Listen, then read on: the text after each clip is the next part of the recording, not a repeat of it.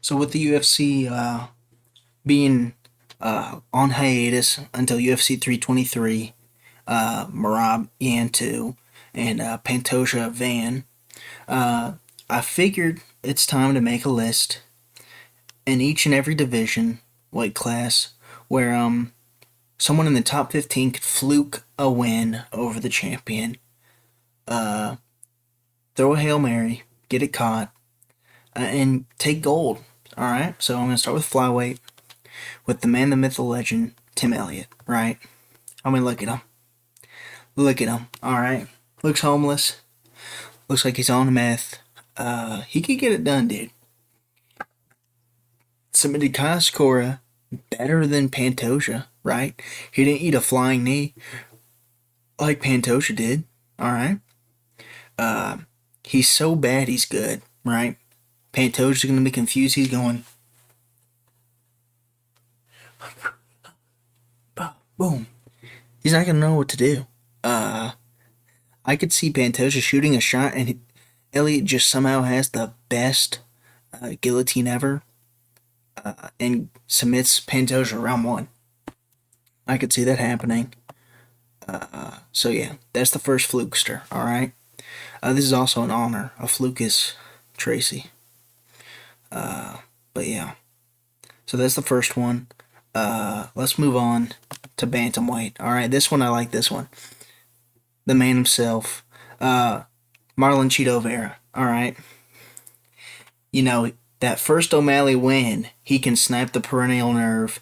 He can do it on Marab too. I trust him. All right, you put him in with a cage against Marab, he'll be beaten up. Marab could probably put hands on Cheeto Vera, but he's gonna boom hit that leg kick, hit that perennial nerve, get that win, fluke it over, finally touch gold.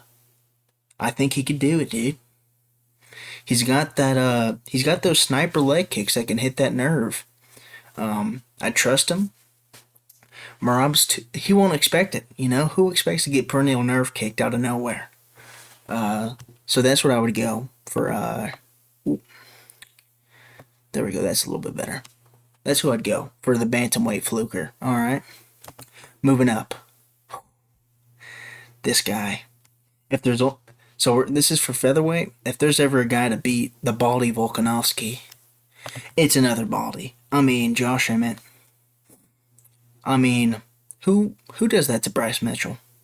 Realistically, who does that to Bryce Mitchell? No one does. Josh Emmett would do that same thing to Volk, dude.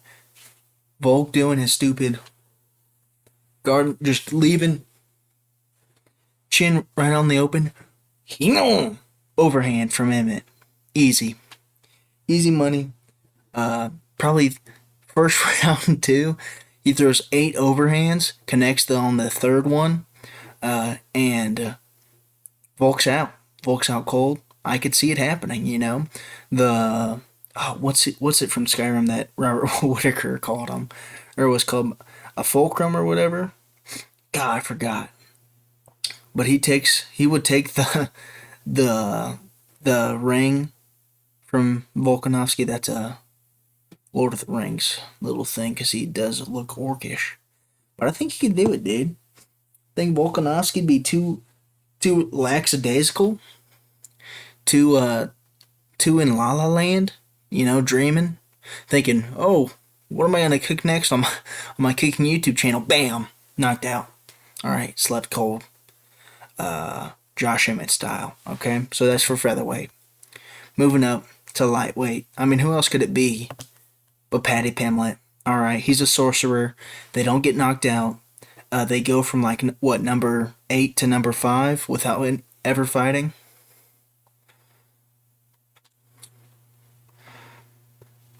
They go from number 8 to number 5 magically, like a sorcerer, so that they can be justified for an interim lightweight belt.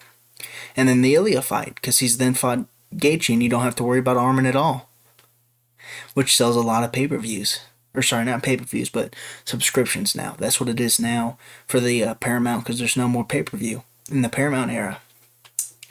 But I honestly do think Pimblett could maybe catch Topuria with something crazy. He's so...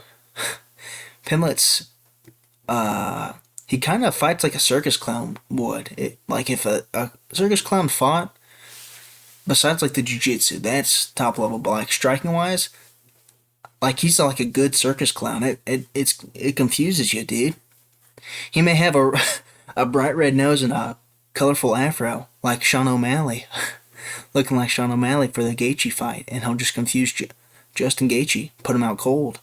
But I think Pimlet is a good candidate for who could probably submit. Yep, wacky submission from Pimlet onto Poria. He gets him like in a banana split or something. I don't know. Maybe like he almost like he. I could see Ilya. Bam, left hook as Pimlet's leaving his chin out in the air like this. Drops him on the floor, and then Pimlet gets the nastiest submission. You know what? Heel hook. You know what? Change my mind. On Ilya's bad leg, flukes the heel hook, locks it in tight, and gets the win over Ilya Topuria. That's who I think. All right. So that's my fluker for lightweight, Paddy Pimlet. He'll also not fluke. He won't fluke a win over Gaethje. He'll just kill Gaethje at UFC 324. All right. Next up. Welterweight, who can get Islam? Who would you think? Right, a lot of opponents, a lot of possibilities. I'm gonna say none other than Gilbert Burns. All right, listen. I know he's been demolished by Morales. He didn't get demolished by JDM, but Morales, then Brady, and then he got knocked out by JDM. And then Bilal somewhere in there where he also just killed, Bilal just dominated him. But guess what, dude? After the Chimaev performance and how Chimaev keeps on going through, Gilbert Burns looks more and more impressive. I think he has Islam's number, right? I think he has a random phone number saved in his phone. He doesn't know who it is for yet. You put him against Islam, you'll find out it's for Islam. It's Islam's number that he has in his back pocket right now. All right. I think he'd do some crazy stuff. He'd probably get dropped and wobbled by Islam somehow, and then like toe hold him. He would toe hold Islam into its submission, guaranteed. I think Burns would get it done. So that's my pick for welterweight. I think Gilbert Burns would show Islam levels. All right, there's levels to this. We don't sit in half guard for 25 minutes. And then when the women's fight before us does it, it's boring. But when we do it, it's fun. We don't do that. We don't do that here. All right. Moving up. Middleweight. This was a hard one. All right. I was only doing ranked fighters. And I think this guy, he could show Chimaev how to strike properly. It's none other than RoboCop. Look at him. Look at that face. I mean, if you don't smell a round 1 KO from RoboCop, the luckiest uppercut where Chimaev puts the tip of his chin right on that uppercut and he gets sent flying like Edwards did against Protest where he's flung back. He uppercuts Chimaev, I think, into the rafters is what could happen. Maybe make him look like a pass dispenser where his head's like way up here and he has a really long neck. That could work too. I think RoboCop could show Chimaev how to get it done, all right? This old-looking, young 36-year-old man could show him how to strike. You know, I think Chimaev would be scared of his grappling, all right? Just like how Chimaev was scared of GM3's grappling. Didn't even shoot a takedown on GM3. We don't forget. I think Chimaev be too scared, get knocked out, dude. Uppercut into oblivion. That's my middleweight pick, all right? Now here's a fun one. Light heavyweight, this was the easiest one ever. Alright. It's the Chinmeister himself, Johnny Walker. I mean, who else would beat Alex Pereira? You would think you need a really strong chin like Yuri, but that doesn't work. I think Walker's chin is so weak, it is like a double negative where he can survive Pereira and put him out cold. Alright. Johnny Walker, and you know what? Even if he does get knocked out, he'll get knocked out in such a goofy way, I think they'll give it to him. You know, like the Jamal Hill knockout where he, like, boom, gets sprung back. I think he does that, and they're so impressed with it they give him the belt anyways. Even if Pereira knocks him out, left hook counter, uh, flatlined, I think they'll give him the belt anyways just for how funny it is.